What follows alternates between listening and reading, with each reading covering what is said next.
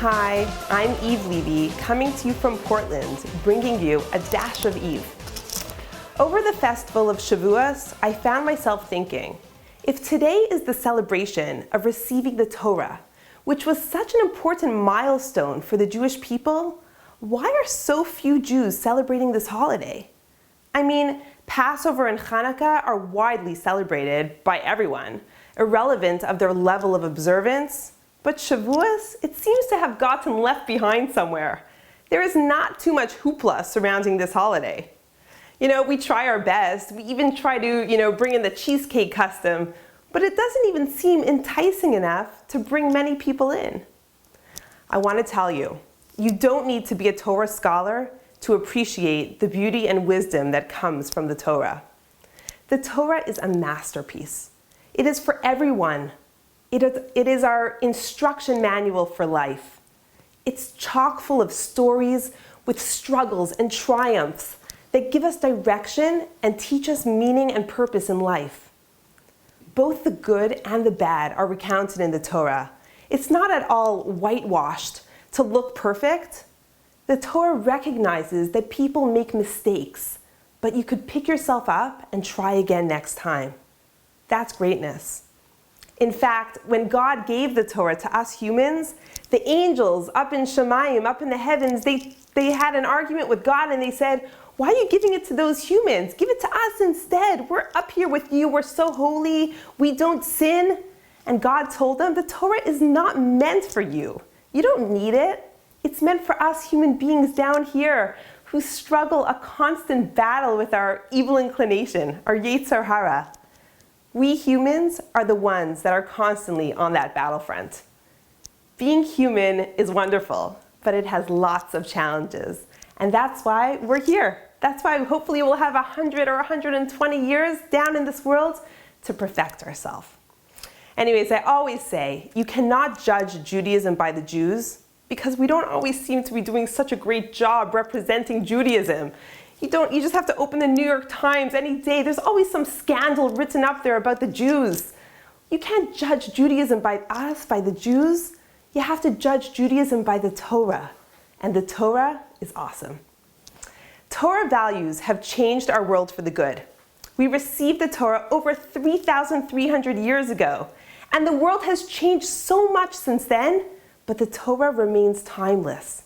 It's still relevant to us today. Here are just a few beautiful ways that the Torah has made an everlasting mark on our lives and the society that we live in. Number one, we all look forward to weekends. TGIF, thank God it's Friday. One day off each week is one of the inventions of our Creator. It's written in the Torah. God knew best what we would need to recharge our batteries and keep ourselves going strong.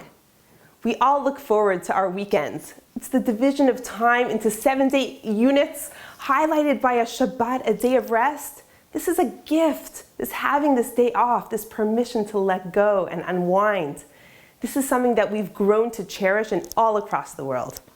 Number two, the Torah introduced us to having one purposeful God. Our God is loving and merciful. He's all-powerful and compassionate. And we believe that we were created in the image of God, B'Tselem Elohim. Other groups throughout history have served gods that were thought to have valued human sacrifices, like the Aztecs in Mexico. They believed that their god desired 1,000 human sacrifices a week. And literally, they would rip the hearts out of people while they were still alive. Until today, we have these radicals that practice suicide bombings as the highest levels in their religion. They're going straight up to heaven. Number three, our Torah has taught us to hold the highest value for human life. In ancient Rome, as many as 50,000 people would flock to the Colosseum each day to be entertained by terrible killings, human beings being fed to lions, gladiators fighting to their death, random executions, skinnings, beheadings, just for pure crowd entertainment. How terrible! The Torah teaches us that every life is precious.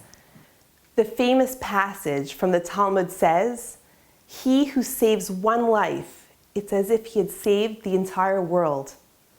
A king and a slave are equal according to the Torah. No one person is better than the next. We believe in equal justice for all. Every single life is precious beyond words. Number 4, there's a famous story about a Greek who asked the great Torah sage Hillel to sum up the Torah in one sentence. And he says to him, Hillel, he says, "That which you hate to be done to yourself, do not do unto your fellow." We know it in the Torah as "V'ahavta l'reacha kamocha," that you should love your fellow as you love yourself. And this kind of sums up the Torah. The Torah has brought out a responsibility to help others. This obligation is to be proactively doing good. It's not just good enough to sit in your own little world and not do bad. You have to get out there and do good.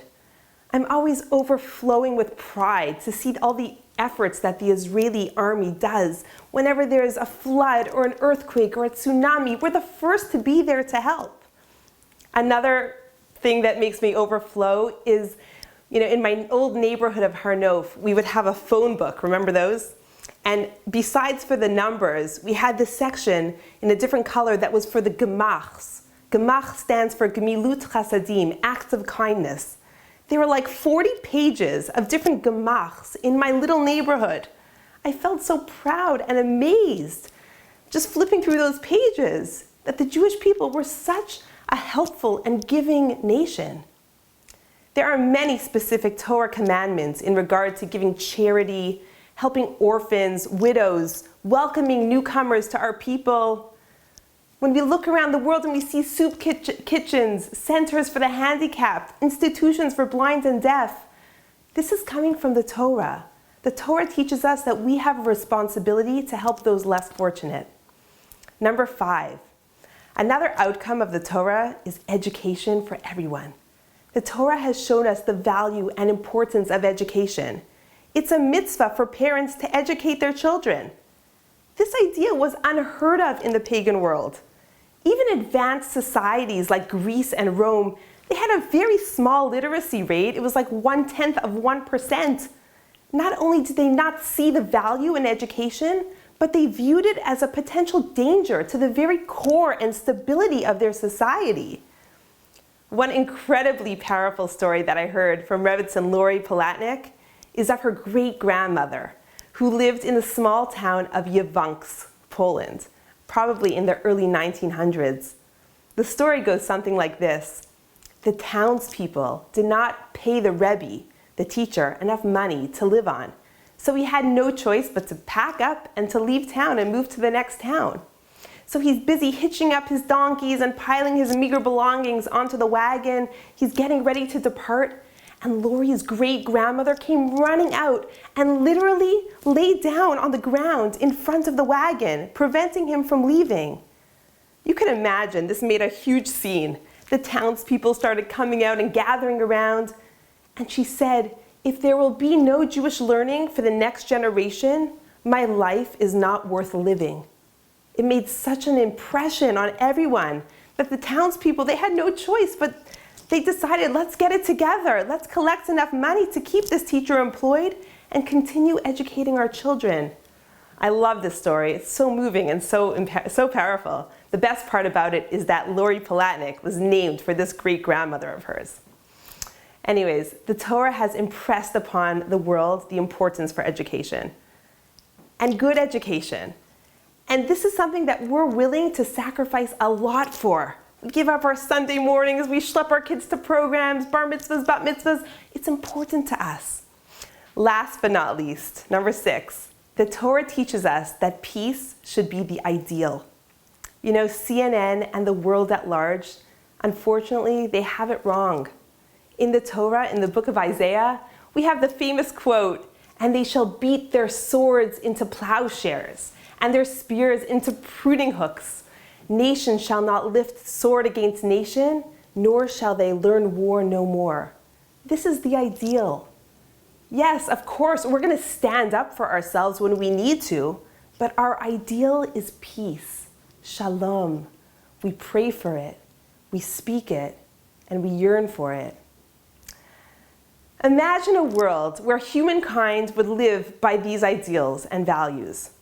It would be a perfect utopian society.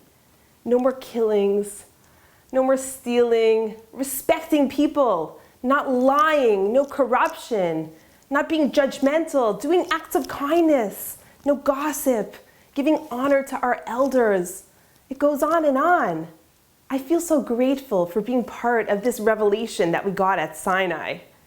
I'm so grateful that the Torah is still alive and thriving in our world. I can't even imagine what our life would be like without it. Where would we be without all of these beautiful values and ideals? Something to think about. Anyways, thank you for joining me for a dash of Eve, and I hope to see you again soon.